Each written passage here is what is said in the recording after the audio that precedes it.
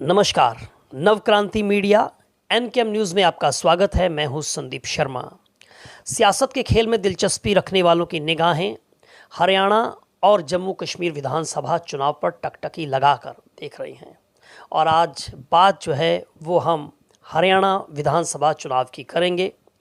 हरियाणा विधानसभा चुनाव की बात करें तो यहाँ पर तमाम जो सियासी दल हैं, खास करके भारतीय जनता पार्टी और कांग्रेस पार्टी की साख जो है वो दांव पर लगी है और इसके साथ साथ में जो क्षेत्रीय दल हैं वो भी पूरी की पूरी शिद्दत से अपनी ताकत झोंकते हुए दिखाई दे रहे हैं।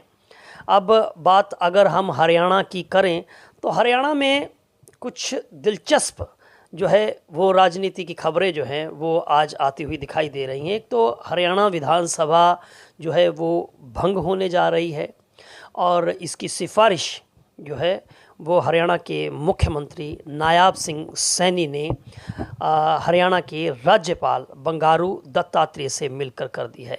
आज हरियाणा विधानसभा भंग करने को लेकर ये सिफारिश जो है वो नायाब सिंह सैनी ने की है।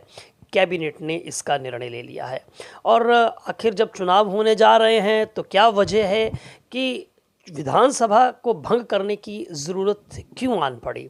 तो बता दें कि ये सूबे के अंदर, राज्य के अंदर कोई संवैधानिक संकट जो है वो ना पैदा हो जाए, उससे बचने के लिए ये सिफारिश जो है वो नायाब सिंह सैनी ने की है और अब नायाब सिंह सैनी जो हैं वो कार्यकारी मुख्यमंत्री होंगे।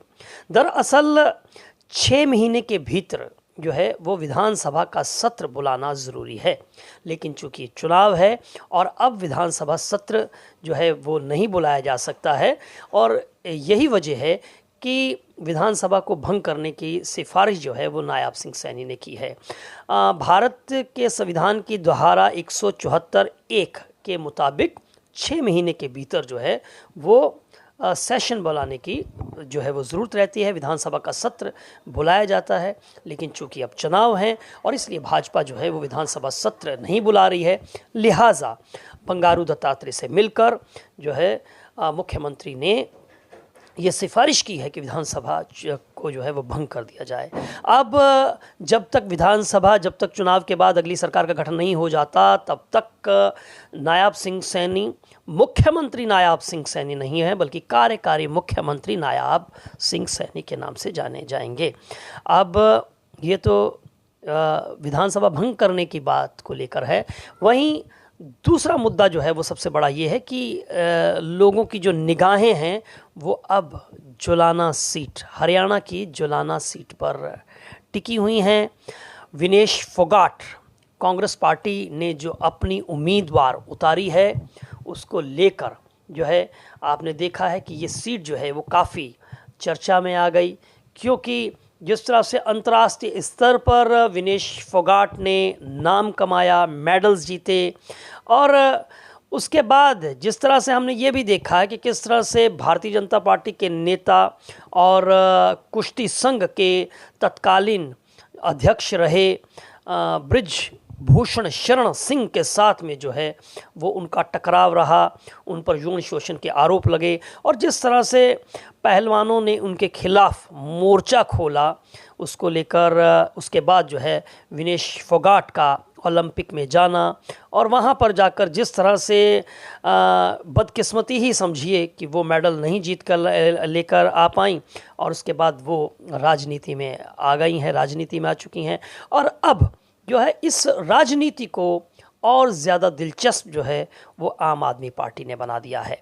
आम आदमी पार्टी, हालांकि उसका बहुत बड़ा वजूद जो है वो हरियाणा के अंदर उसका अस्तित्व नहीं है, लेकिन पांव पसारने की कोशिश तो आम आदमी पार्टी कर ही रही है और आम आदमी पार्टी जिस सूबे के अंदर चुनाव लड़ती है कम से कम वहाँ की राजनीति को दिलचस्प तो बना ही देती है।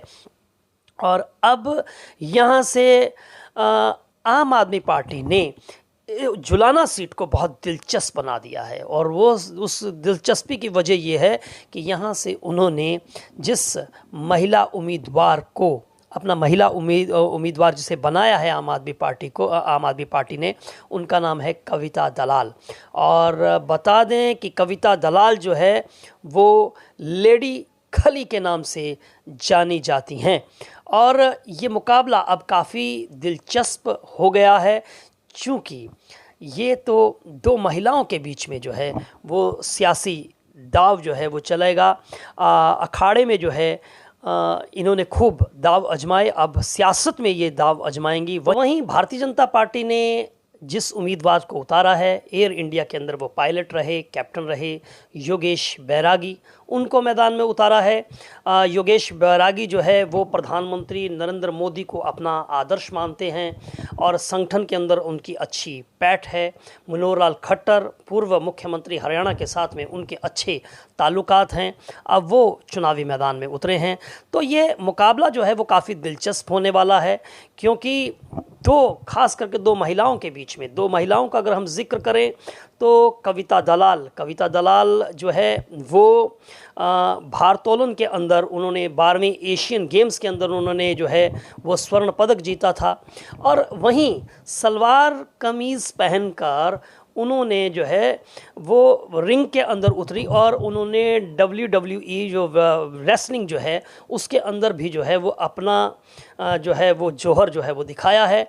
अब ये दो पहलवानों के बीच में जो है जिन्होंने अखाड़े में उतरकर अपने दांव पेच जो है वो चले हैं, अब वो सियासी दांव पेच जो है आजमाते हुए नज़र आएंगे। कविता दलाल जो है वो जींद जिले में जो है वो जुलाना तहसील के अंदर ही जो है वो पैदा हुई हैं। उस गांव के अंदर नज़दीक उनका गांव है, पैदा हुई हैं। 5 भाई बहन हैं ये। और ये अब मुकाबला जो है वो काफ़ी दिलचस्प होने वाला है। वहीं पर अब ये देखने वाली बात होगी कि आम आदमी पार्टी ने कविता दलाल को उतार कर जो है वो विनेश फोगाट के लिए एक बड़ी चुनौती जो है वो पेश की है, क्योंकि दोनों ही खिलाड़ी हैं। और तीसरे जो है वो योगेश बैरागी, वो भी युवा हैं। तो अब ये देखना होगा कि जुलाना की जनता जो है वो मतदाता जो है वो क्या निर्णय लेते हैं। इन दोनों महिलाओं के बीच में मुकाबला है। तीसरा जो है वो भारतीय जनता पार्टी के योगेश बैरागी हैं।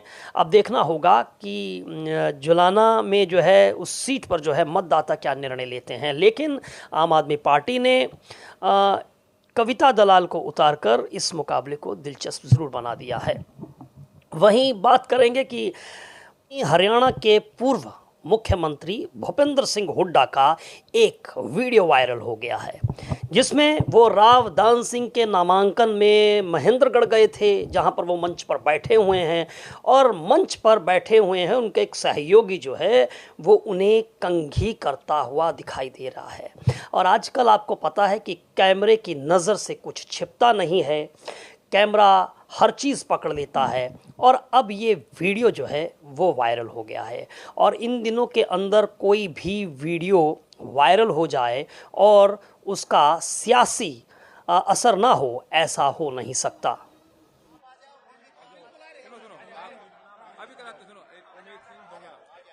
उमेद सिंह दोंगड़ा से आज कांग्रेस पार्टी में शामिल हो रहे हैं।